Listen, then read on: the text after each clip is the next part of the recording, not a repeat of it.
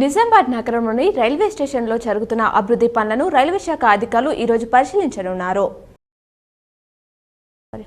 నగరంలోని కోటగల్లి మైసమ్మ ఆలయంలో వరాహి దేవి ఉత్సవాల్లో అర్బన్ ఎమ్మెల్యే ధన్పాల్ సూర్యనారాయణ గుప్తా పాల్గొని ప్రత్యేక పూజలు నిర్వహించారు. నగరంలోని శ్రద్ధానందగంజ్లో ఉన్న ఉమామహేశ్వర ఆలయంలో వారం రోజుల పాటు జరిగిన సప్తాహ భగవత ప్రవచనం కార్యక్రమం ముగిసింది. కేసీఆర్ కేటర్లపైన టీపీసీసీ ప్రచార కమిటీ చైర్మన్ మాజీ ఎంపీ మధుయాష్కి గౌడ్ ఫైర్ అయ్యారు.